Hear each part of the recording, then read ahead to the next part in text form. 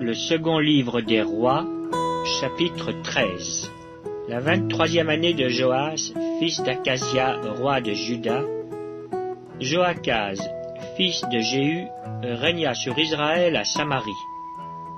Il régna 17 ans. Il fit ce qui est mal aux yeux de l'Éternel.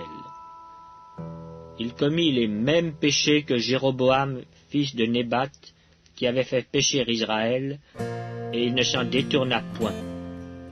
La colère de l'Éternel s'enflamma contre Israël, et il les livra entre les mains de Hazaël, roi de Syrie, et entre les mains de Ben-Hadad, fils de Hazaël, tout le temps que ces rois vécurent.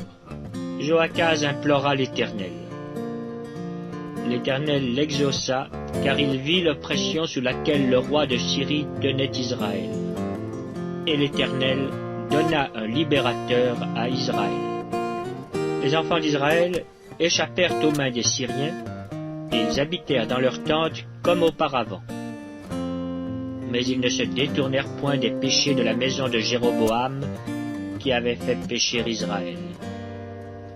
Ils s'y livrèrent aussi, et même l'idole d'Astarté était debout à Samarie.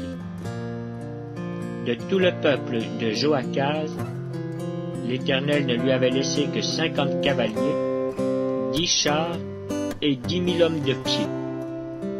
Car le roi de Syrie les avait fait périr et les avait rendus semblables à la poussière qu'on foule aux pieds. Le reste des actions de Joachaz, tout ce qu'il a fait et ses exploits, tout cela n'est-il pas écrit dans le livre des chroniques des rois d'Israël?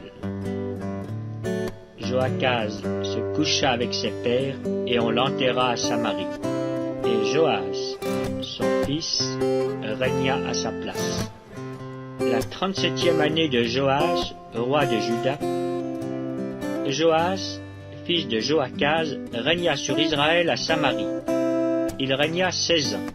Il fit ce qui est mal aux yeux de l'Éternel.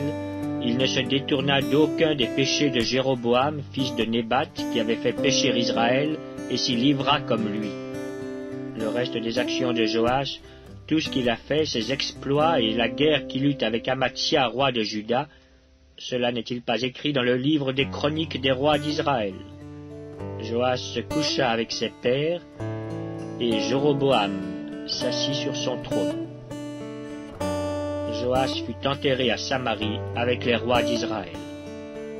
Élisée était atteint de la maladie dont il mourut.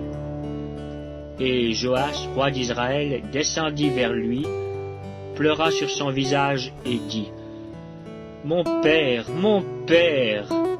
char d'Israël et sa cavalerie. » Élisée lui dit: « Prends un arc et des flèches. » Et il prit un arc et des flèches.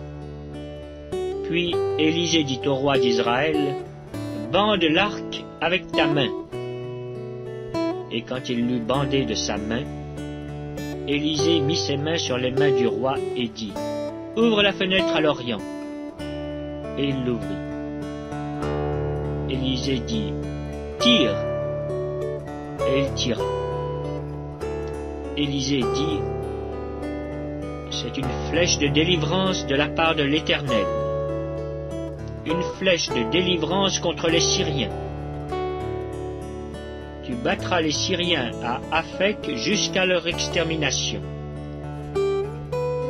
Élisée dit encore: « Prends les flèches. » Et il les prit. Élisée dit au roi d'Israël: « Frappe contre terre. » Et il frappa 3 fois et s'arrêta. L'homme de Dieu s'irrita contre lui et dit: « Il fallait frapper 5 ou 6 fois. Alors tu aurais battu les Syriens jusqu'à leur extermination. Maintenant tu les battras 3 fois. » Élisée mourut et on l'enterra. L'année suivante, des troupes de Moabites pénétrèrent dans le pays. Et comme on enterrait un homme, voici on aperçut une de ces troupes, et l'on jeta l'homme dans le sépulcre d'Élisée. L'homme alla toucher les os d'Élisée, et il reprit vie et se leva sur ses pieds. Hazaël, roi de Syrie, avait opprimé Israël pendant toute la vie de Joachaz. Mais l'Éternel leur fit miséricorde et eut compassion d'eux. Il tourna sa face vers eux à cause de son alliance avec Abraham, Isaac et Jacob. Il ne voulut pas les détruire, et jusqu'à présent il ne les a pas rejetés de sa face. Hazaël, roi de Syrie, mourut, et Ben-Hadad, son fils, régna à sa place. Joas, fils de Joachaz, reprit des mains de Ben-Hadad, fils de Hazaël, les villes enlevées par Hazaël à Joachaz son père pendant la guerre. Joas le bâtit 3 fois, et il recouvra les villes d'Israël.